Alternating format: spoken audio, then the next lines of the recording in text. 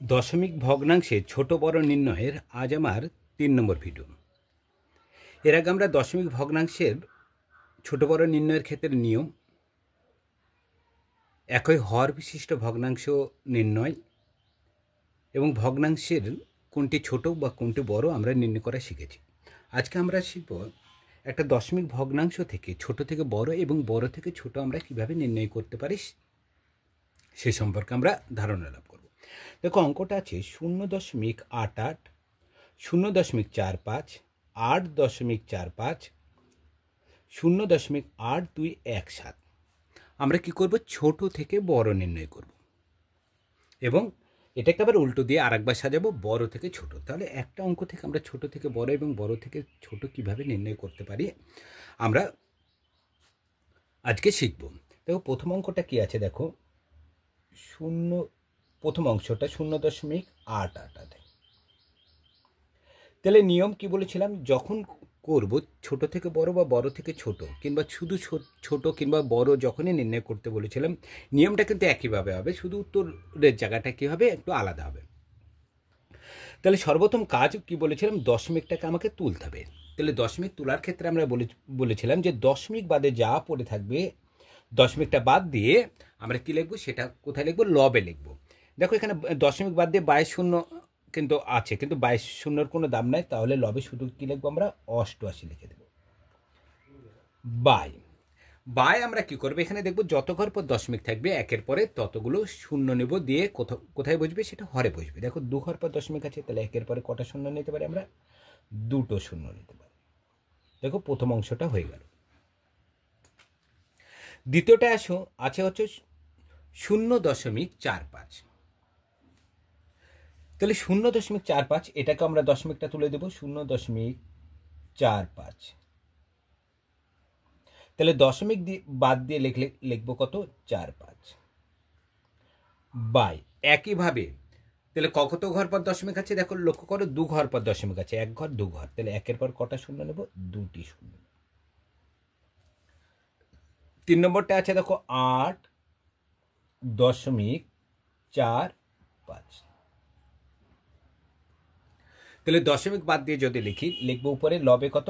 845 by কত ঘর পর দশমিক আছে? 1 ঘর 2 ঘর, তাহলে নিচে লিখবো কি? একের পর 2টি শূন্য লিখে দেবো।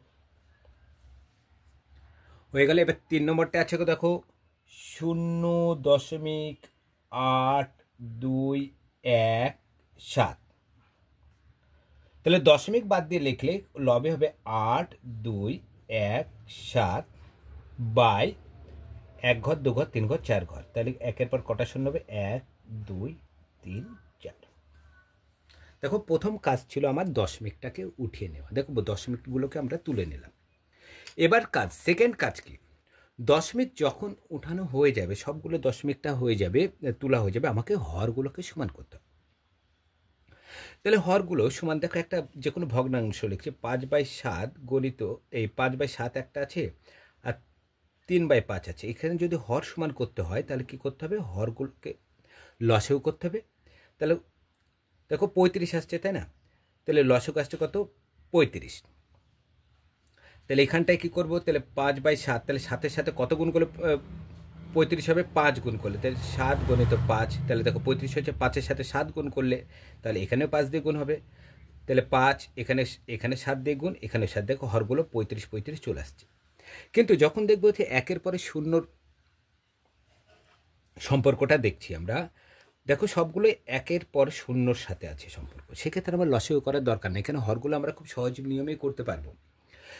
কি করতে বলেছিলাম? যে সংখ্যা ভগ্নাংশগুলো থাকবে তার মধ্যে খুঁজতে হবে হরে কোনটাতে সব থেকে বেশি শূন্য আছে, সেটাকে আগে খুঁজে বের করতে হবে।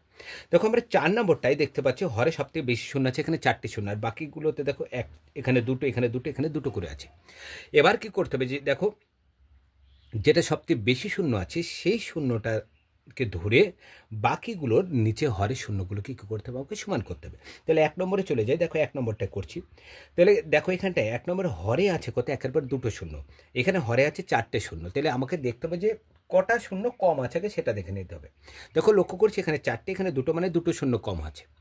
যতগুলো শূন্য কম থাকবে একের পরে ততটা একের পর ততগুলো শূন্য বসিয়ে লব এবং হর উভয়কে আমরা গুণ করে দেবো। তাহলে এখানে লক্ষ্য করতে হবে যে দুটো শূন্য কম, মানে কত দিয়ে গুণ হবে? একের পর দুটো শূন্য দিয়ে লবকেও গুণ হবে, একের পর দুটো শূন্য দিয়ে হরকেও গুণ হবে। গুণ করে দাও, তাহলে 88, তার পাশে কটা শূন্য লিখে দেবো? দুটো শূন্য, আর বাই দেখো একটা দুটো তিনটে চারটে, 1 2 3 4, দেখো 1 নম্বর এবং 4 নম্বর হর সমান চলে এসছে। 2 নম্বরে চলে যাও, তাহলে সবথেকে বড় ছিল এটা, তাহলে বড়োর সাথে এটা দেখতে হবে কটা শূন্য কম আছে। একইভাবে লক্ষ্য করছি যে আগেরটার মতো এখানেও দুটো শূন্য কম আছে, তাহলে এখানেও কি করব? একের পর দুটি শূন্য দিয়ে দেবো লবে। হরেও কি করব? একের পর দুটি শূন্য দিয়ে দেবো। তাহলে গুণ করে দাও, 4 5 দুটি শূন্য বাই একের পর 1 2 3 4। দেখো দ্বিতীয়টা আমার হর সমান হয়ে গেছে। এবার তৃতীয়টায় চলে যাই, এখানে কটা শূন্য কম আছে দেখি। দেখো এখানেও দুটো শূন্য কম আছে, তাহলে এখানেও কত দিয়ে গুণ হবে? 100 দিয়ে।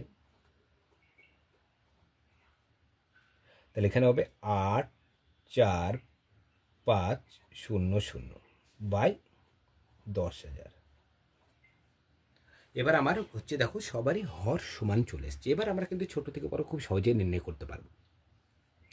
হর যদি একই থাকে, কোনো ভগ্নাংশের একাধিক ভগ্নাংশ থাকবে, দেখো আমি লিখতে পারি এখানে 5/7 3/7, হর কি আছে? সমান আছে। হর যদি সমান থাকে, লবে যেটা বড় থাকবে সেটাই বড় হবে।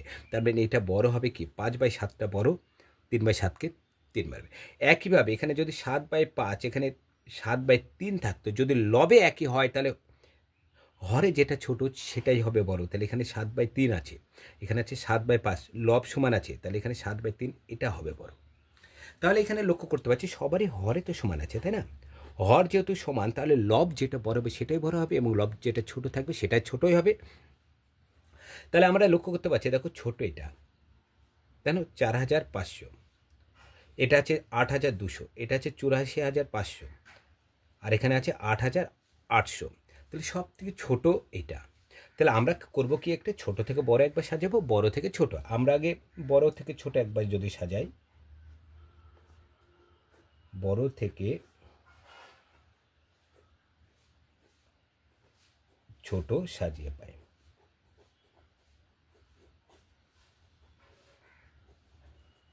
তাহলে বড় থেকে ছোট সাজাচ্ছে, সব থেকে বড় এবার দেখতে হবে লবে কোনটা আছে।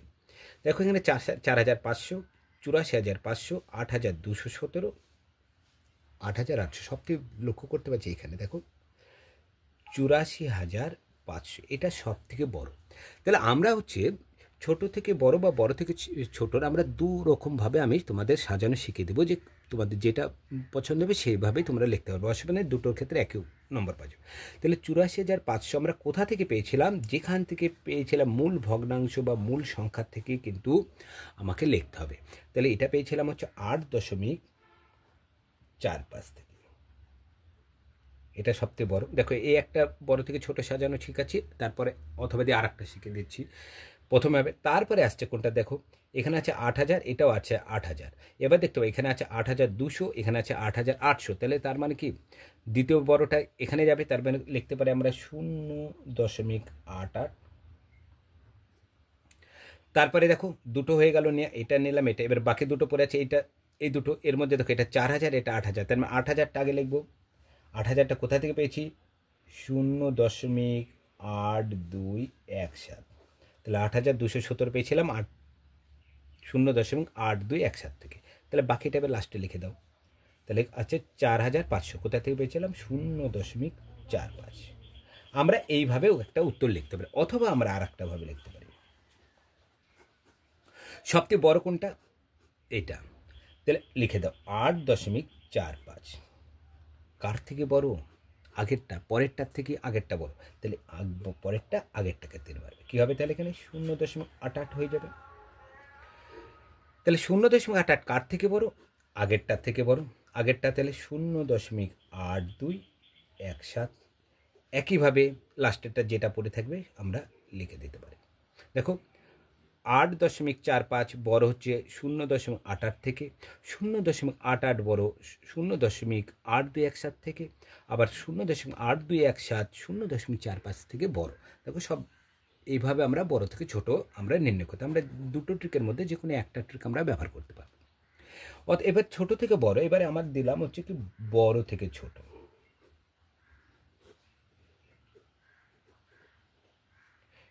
তাহলে বড় থেকে ছোট সাজিয়ে পাই। যখন পরীক্ষায় লক্ষ্য করবে যে একটা অঙ্কতেই বড় থেকে ছোট এবং ছোট থেকে বড় সাজাতে দিয়েছে, তখন যে কোনো একটা যদি কারেক্টভাবে সাজাতে পারো তাহলে বাকিটা কিন্তু উল্টে দিলেই আমার কিন্তু সাজানো হয়ে যাবে। এখানে লিখেছি বড় থেকে ছোট, তাহলে এটাকে উল্টে এখানে বড় থেকে ছোট, এখানে লিখবো আমি ছোট থেকে বড়, এখানে ছোট থেকে বড় লিখবো। তাহলে এখানে লক্ষ্য করতে পারি ছোটটা আগে আসবে আর বড়টা শেষে চলে যাবে, তাহলে সব থেকে ছোট এটা উল্টে দিয়ে লিখে দাও, তাহলে 0.45 সব থেকে ছোট। তারপরের থেকে একটু বড় কোনটা 0.8217, তারপরে লিখতে পারি 0.88, তারপরে লিখবো 8.45। তাহলে এটা আমরা কি অন্যভাবে কিভাবে লিখতে পারি, অথবা 0.45 কার থেকে ছোট, আগে কারটার থেকে ছোট, তাহলে আগেরটা ছোট কেটে বড়, মনে রাখবে গ্রেটার দ্যান লেস দ্যানের ক্ষেত্রে সবসময় মনে রাখবে বড় সবসময় ছোটকে 3 মারবে। বড় সংখ্যা 5 3 লিখলাম, তাহলে 5 3কে 3 মারছে। একইভাবে 3 এখানে 5 যদি থাকতো একই হতো, বড় ছোটকে 3-এর মুখটা সবসময় ছোটোর দিকেই থাকে। তাহলে এখানে ছোট কার থেকে ছোট 0.8217 থেকে ছোট। তারপরটা লিখে দাও 0.88, তারপরটা হয়ে যাবে কত 8.45। দেখো যেটা আমরা হচ্ছে বড় থেকে ছোট সাজালাম, এটাকে ছোট থেকে বড় সাজালাম, উল্টে দিলে কিন্তু হয়ে যাবে। সেখান থেকে তো খেয়াল রাখতে হবে প্রথমটা যদি ভুল সাজাও দ্বিতীয়টা কিন্তু ভুলই হবে। সেজন্য প্রথমটা যদি একই অঙ্কে বড় থেকে ছোট এবং ছোট থেকে বড় দুটোই চেয়ে থাকে, সেক্ষেত্রে প্রথমটা ঠিকভাবে যাচাই করে নেবে যে তোমার ঠিক মতো সাজানো হয়েছে কিনা। কারণ হচ্ছে প্রথমটা যদি ভুল হয় দ্বিতীয়টা কিন্তু ভুলই হবে। দেখো তাহলে একটা অঙ্ক থেকে বড় থেকে ছোট বা ছোট থেকে বড় এই হিসাবে চাইতে পারে, অথবা চাইতে পারে আর একটা ভাবে বললো ছোট ভগ্নাংশটি লিখো, তাহলে শুধুমাত্র ছোটটা খুঁজতে পারে, আর আরেকটা চাইতে পারে বড়টি লিখো। তাহলে তখন সেক্ষেত্রে আমরা কি বড়টা সব থেকে ছোটো কোনটা এটা পেয়েছিলাম কোথা থেকে, ছোটোর জায়গায় তাহলে কত হবে 0.45। বড়টা কোথায়, সবথেকে বড় পেয়েছিলাম কত 84,500, 84,500 পেয়েছিলাম কোথায় 8.45। তাহলে একটা অঙ্ক থেকে দেখো আমরা ছোট থেকে বড়, বড় থেকে ছোট করতে পারি, শুধুমাত্র ছোটটা নির্ণয় করতে পারি, অথবা শুধুমাত্র বড়টাও আমরা নির্ণয় করতে পারি। তাহলে দশমিক ভগ্নাংশের ছোট বড় নির্ণয় আমরা 3 নম্বর ভিডিওর মাধ্যমে আমরা এই অধ্যায়টাকে শেষ করলাম। আমরা সামনে একটা নতুন অধ্যায় নিয়ে আমরা আলোচনা করব। আর আমার যেটা নতুন একটা চ্যানেল আছে সেটা আমি প্রতিদিন তোমাদের উল্লেখ করে থাকি। দেখো আমাদের একটা নতুন চ্যানেল আছে ম্যাথ সাইন।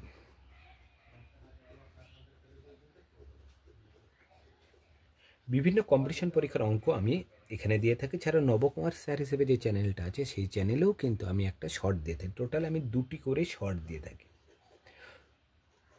একটা নবকুমার স্যার হিসেবে যে চ্যানেল আছে সেই চ্যানেলে এবং ম্যাথ সাইনে আমি দিয়ে থাকি। বিভিন্ন কম্পিটিশন পরীক্ষার অঙ্কগুলি তুমি আমার এই দুটো চ্যানেলেই কিন্তু পেয়ে যাবে, দুটোই শর্ট। তাছাড়াও তো আমি একটা করে লং ভিডিও আমি ছেড়ে থাকি নবকুমার স্যার হিসেবে চ্যানেলটাতে, তাছাড়া ম্যাথে একটা এবং নবকুমার স্যার হিসেবে যে চ্যানেল আছে সেখানেও একটা করে শর্ট আমি ছেড়ে থাকি।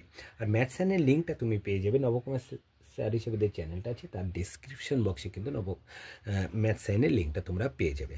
আর তোমাদের যদি ভিডিওটি ভালো লেগে থাকে তবে লাইক কমেন্ট শেয়ার ও সাবস্ক্রাইব করবে।